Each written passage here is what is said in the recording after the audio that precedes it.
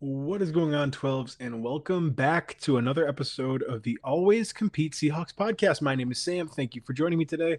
The Seahawks took down the Cardinals 44-22 in a game that was never particularly close. There were some times where it got a little weird, maybe felt like it was a little closer than it actually was, but at the end of the day, the Seahawks do pull through, end up winning 44-22 at home. They will sweep the Cardinals this season, and they will win four straight to advance to 7-2 ahead of their first matchup with the also 7-2 Los Angeles Rams. We're going to dive into this game, some of the things that happened in the NFC West, and just kind of break down everything that happened. I think the main thing that I just have to start off by saying is my outlook on this game. If you watched my preview for this game, like I did earlier in the week, I was somewhat, kind of cautiously optimistic about this game. I thought the Seahawks would end up winning. I thought the Cardinals' defense was actually pretty good going into this game. I kind of figured that, hey, the offense might actually have a little bit more trouble moving the ball. I think it's going to be the defense that is going to really dominate, and then the offense is going to have to be the ones that make enough plays to win you this football game. Well, halfway through the second quarter, the Seahawks were up 35-0. That being said, it was not all offensive. It was the defense making a couple huge plays. Tyrese Knight, DeMarcus Lawrence combining for two strip sack fumble recoveries, four touchdowns. Tyrese Knight had two strip sacks. DeMarcus Lawrence had two fumble recoveries for touchdowns. A huge week for D-Law. Shout out to both of them. We'll talk about them kind of deeper later. But the defense ends up making the plays that win you this football game, because if you take away those 14 points, it's only 30-22. It's not like you really dominated that game outside of that. I just have some key points that I really want to break down. I'm not really going to talk about every single event that happened in the game. I'm more so going to talk about what's on my mind coming out of this game and how we're looking forward to the Rams this week. So I really think this game has to be talked about with the defense. The defense was so excellent in this football game from top to bottom. And, they gave up 22 points to the Cardinals they gave up 7 points in the first half. They gave up 15 points in the second half. And, when the essentially the team was kind of just in win the game territory, don't get hurt, that kind of stuff. I don't think that the stat sheet and the box score will show just how good this defense was and what they really had to do today. The defense was 3 times today put in a situation where they were literally goal to go. And I believe on 2 of them, they did not allow scores. They had multiple goal line stops today. Like, just really excellent play from the defense on all 3 levels with a bunch of injuries. Julian Love is still out. Josh Jobe has a concussion. Ernest Jones was out. Jaron Reed, who had a very kind of surprise IR placement on Saturday, was not in this game. And I really think you could see the domination on all 3 levels here, even with the guys that were expected to step up. Like I said, Tyrese Knight had 2 strip sacks that ended up turning into touchdowns. Drake Thomas, I thought, was flying all over the field. That hit that he had in the first half on third down to just stick the running back like that, give up no extra yards, was really impressive. I want to give a shout out to Nehemiah Pritchett, man. Like, what a game he had, considering how low Seahawks fans were on him, kind of coming out of the Bucks game earlier this year when he really got burnt a few times by Emeka Egbuka. He had a couple plays. He had the breakup on the sideline early on, and then in the end zone on fourth down. What a play to have the wherewithal while you're going down to swat away that football. Now, maybe Marvin Harrison doesn't even hang on through the contact with that play, and maybe it ends up kind of turning into, an incomplete pass anyways. But the wherewithal, if you guys saw the replay of him going down midair and swatting the ball out perfectly and knocking it out as he's going down, stop the touchdown. Excellent. Really excellent game from Nehemiah Pritchett, and had some game-changing plays, especially that touchdown saving play that he made. I was really impressed with Nehemiah Pritchett and his ability to step up. We're still seeing Ty Okada make plays. Brandon Peely had a couple nice run stops, I thought, and he's kind of stepping in for Jaron Reed. He's expected to be the guy that fills in. I'm really impressed with just how Mike Macdonald is making this defense work. And I think this was a lot of what we expected when they brought in Mike Macdonald. The idea that he was going to be able to take the talent that you give him and turn it into an elite defense. And there are a lot of really truly great players on this defense. I think Tariq Woolen is playing better and better every week. I really think that by the end of the year he could really be a force to be reckoned with. Devin Witherspoon is still playing really well. I think Kobe Bryant's playing great football. Byron Murphy, Leonard Williams, Derek Hall, Boye Mafe all had really good games, but then you're seeing these lower name guys that are making plays when given the opportunity. I mean, Ty Okada, a play that I didn't talk about when I said his name a second ago, there was I believe, a third down play. Jacoby Brissett standing in the pocket. I think this was in the first half. We were up like 28-0 or something. Brissett stands in the pocket. They're around midfield, and he finds us tight end over the middle. And it was open. It was open. And this tight end, he catches it. It would have been about like a 15, maybe 20-yard gain. And Ty Okada meets him and just lays the wood on him, forces the incompletion. I mean, I'm really just seeing a bunch of plays made by expected playmakers. And I think that's a huge factor for this defense. If this defense can play this way now, it can only get better. I expect that Ernest Jones might be back by next week against the Rams. I'm not positive of that, but I did see some, Mike McDonald was talking about how he was improving throughout the week. The fact that he even practiced at all last week was kind of impressive. Hopefully, he'll have the weekend to rest, come back on Wednesday, and hopefully be good to go. We'll see how that works out. But regardless, we're seeing these guys step in, make plays. Same thing with Josh Jobe. Hopefully he comes back from his concussion.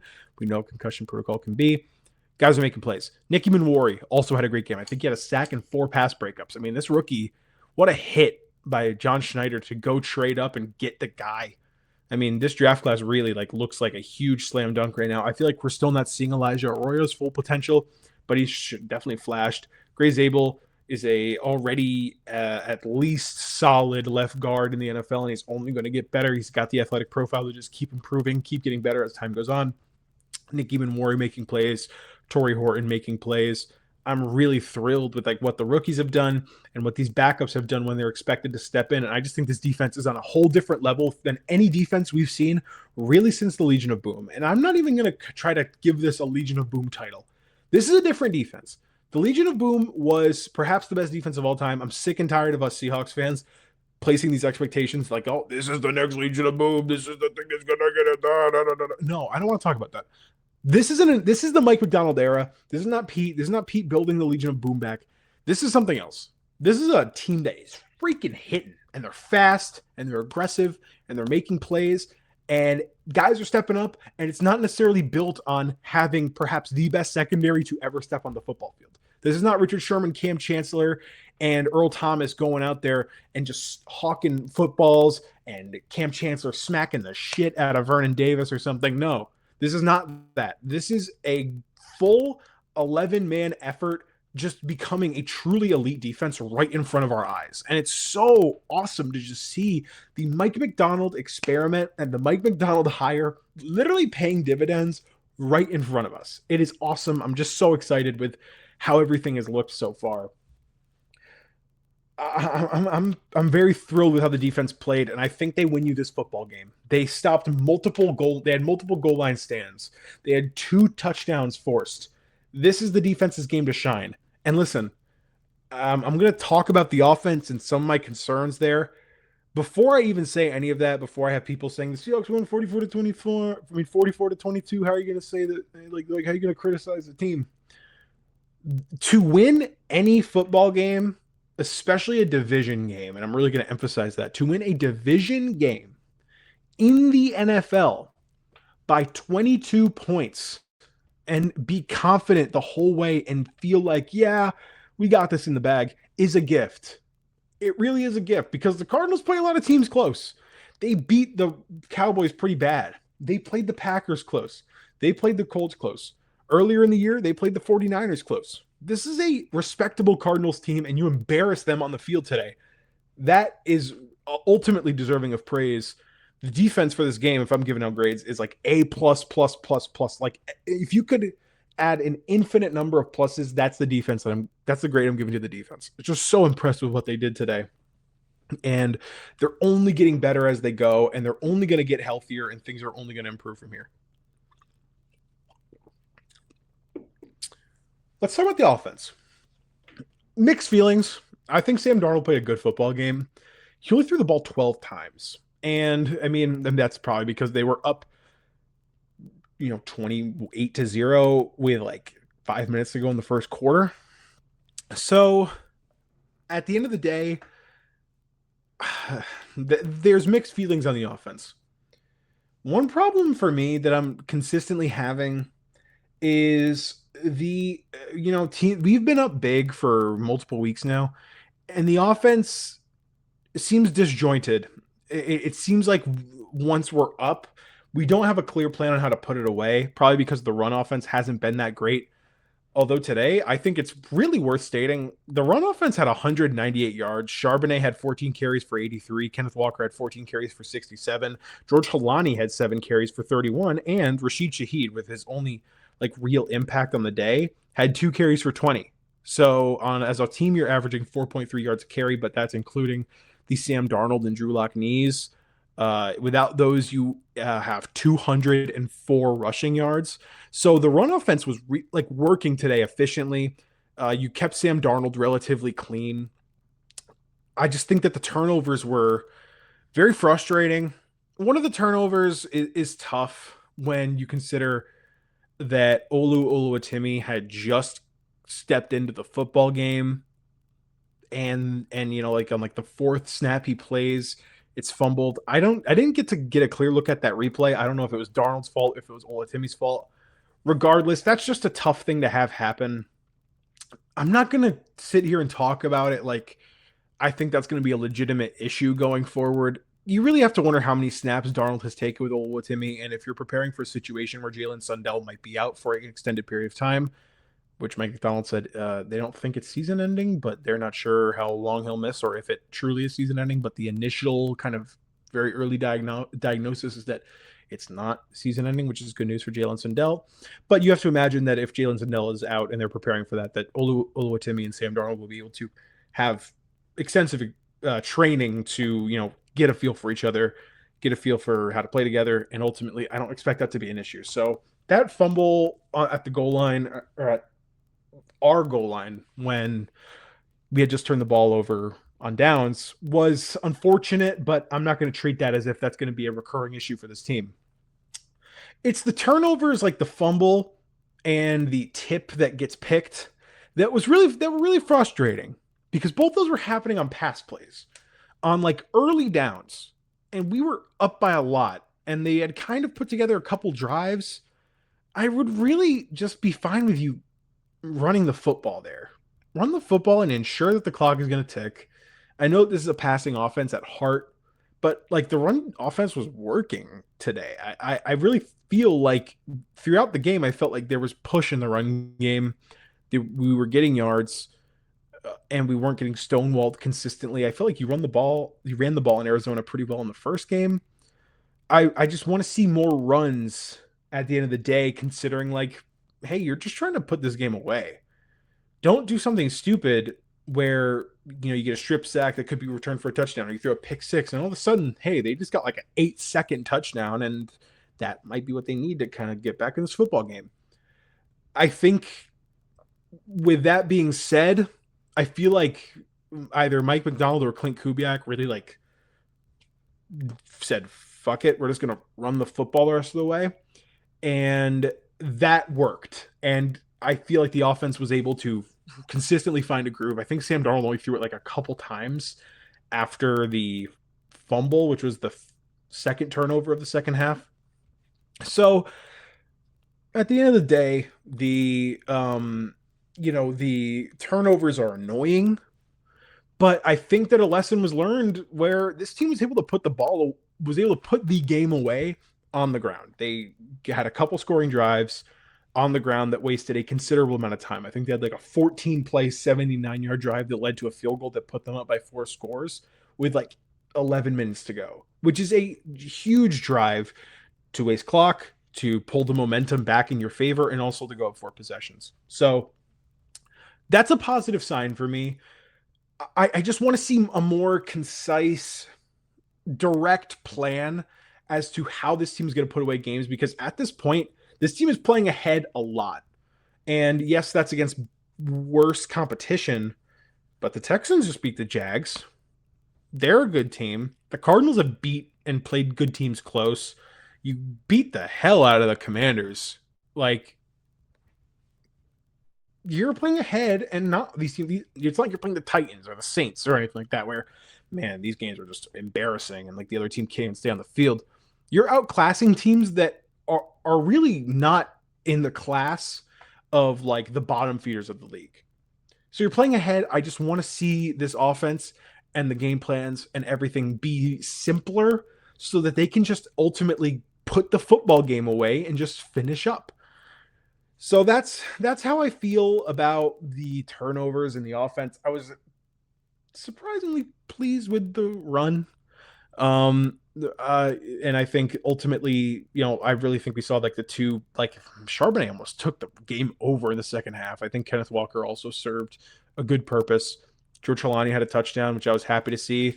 And I was really interested to see the Rashid Shaheed usage on the kind of reverses and him lining up at running back and them both being successful. That's promising.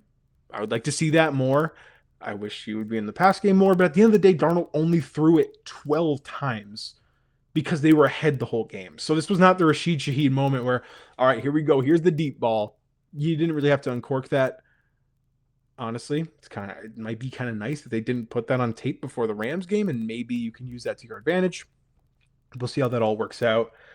At the end of the day, I was okay with the offensive performance. The first half was pretty great outside of the fumble. The second half was more concerning. Like about through the third quarter, I would have given the offensive performance like an F. Like as far as in that third quarter. That third quarter was pretty embarrassing offensively, a couple turnovers. In the fourth quarter, it's like they came to their senses and they were really asserting themselves in the run game. Hopefully this is a building block and we'll see how it moves from here. I would give the offense as a whole probably like a B minus.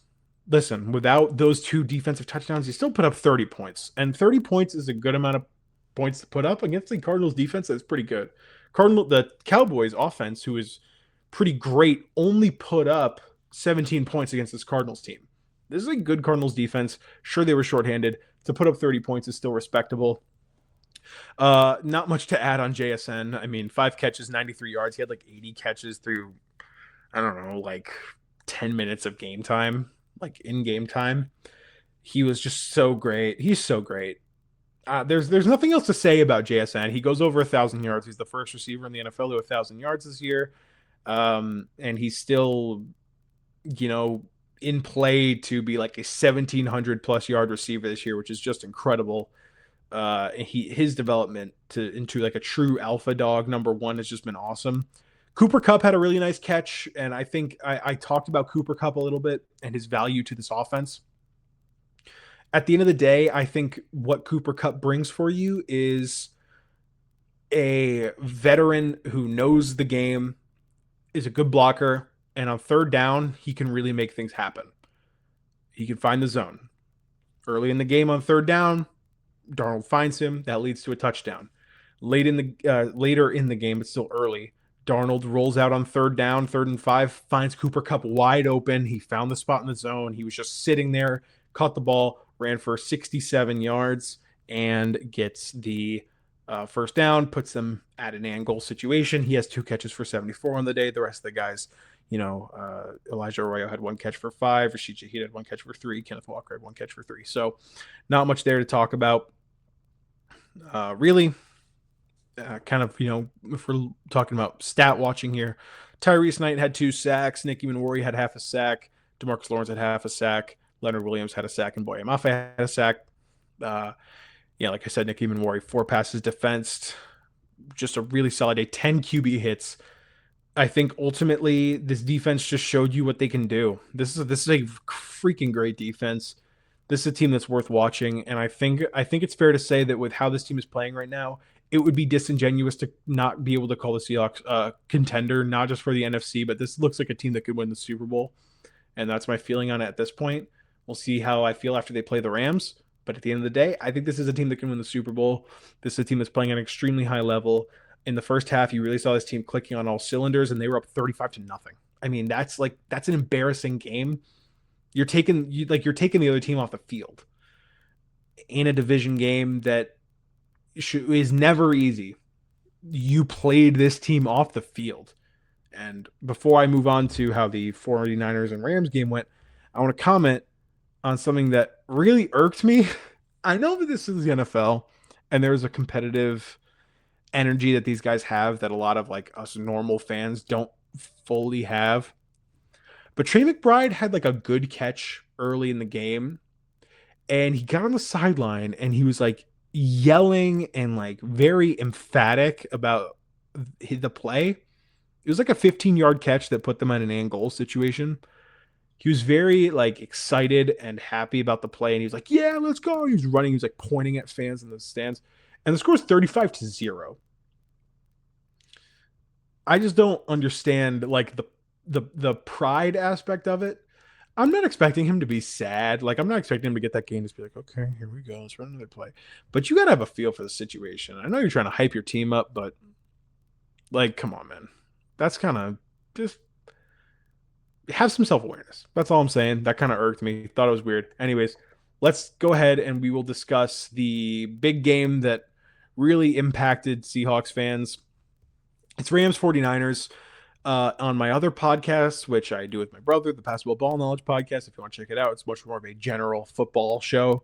I predicted that the Rams would kind of finally be the team that pokes the hole in the 49ers and says like, okay, this team's so hurt. And even though they're playing well, at one point there's just a talent cap to what is currently on this 49ers team, and especially on their defense. And I was right. The Rams won 42 to 26. If you watch the game, it was close for like a second. Like the Rams got out to a 21 to nothing lead. The 49ers got back. I think it was like 28-20 at one point. And then the Rams just killed it. They just stomped on the 49ers necks. Man, this is a Ram team that's really freaking good. Like, this is really scary. I imagine that the Rams look at us in the same way. Like, man, this is a Seahawks team that's playing really good football. Matt Stafford, guys, if you're not like tuned in onto what Matt Stafford is doing, he has 25 touchdowns and 2 interceptions through these games. He had 4 touchdowns, no picks against the Niners. You know what Puka Nacua is doing. You know what Devontae Adams is doing. Kyron Williams is running the football really well. He had 2 touchdowns. The defense is very good. They did not have a sack, but you know what Byron Young brings. You know what Jared Verse brings. You know what Kobe Turner brings. You know what Braden Fisk does. Poona Ford is on this team. He's a good player still, even this late in his career. This is a really scary Rams team. That's all I'm going to say. This preview this week is going to be crazy to talk about. I mean, I don't really have much else to say about that Rams game other than I do think that was a game that even though the Seahawks are playing the Rams this week, I think you needed the Rams to win that game. Given that if the 49ers win that game, they go to 4-0 in the division, and in a tiebreaker situation, that's an absolute killer. So I think you needed the Rams to win that game. I was ultimately happy that the Rams won. Keeps the division much more interesting. You're still first in the division at the moment just because of tiebreakers. The Rams were 0-1 coming into the division today, and then they won, and then the Seahawks are currently 2-1. They swept the Cardinals, lost to the Niners in week 1, obviously. So, this is a situation where you're 7-2. You have the first place with a divisional record tiebreaker. Then the Rams are at 7-2. They're in second. Then the 49ers are at 3. They're 6-4. And then the Cardinals are essentially dead at this point. They're 3-6. You basically killed them. So thanks for coming out, Cardinals. We'll see you next year. But at the end of the day, the Niners, even though they have that division record, you now have a 2-game lead on them record-wise. So that's very big. We'll see how that factors in. I don't think they're on bye next week because I think it was talked about Kyle Shanahan. They play the Cardinals next week, who they barely beat early on in the year. So excuse me. So yeah, they are playing next week. And then their bye week is in a while. Man, they're so hurt, and they still don't have their bye week for 4 more weeks. They have their bye. So tough for the Niners. It's the Seahawks Rams division right now, and those are the two teams that play on Sunday. The Seahawks, if I would have told you that going in to week 11, the Seahawks and Rams would be playing, and the league wide consensus would be that the Seahawks and Rams are probably the two best teams in the NFC, at least at that point when they're playing, you probably would have taken it. And now we just have to see the result. So I'm not going to try to get too much into it. We'll obviously talk about that later in the week. For now, hey, celebrate the Cardinals win. Hope that we can get a little healthier this week, and let's get going. I'm excited to see what happens. I'm excited that we beat the Cardinals. We swept the Cardinals. They stay poverty. They will never be good. Just going to go out and say it. They won't be good. They need a quarterback. They need a lot more on that team. They're way too shallow. And the Seahawks are currently 7-2. And that is where we stand. So I want to thank you guys for watching. I hope you all enjoyed. Give me your thoughts on this game in the comments below.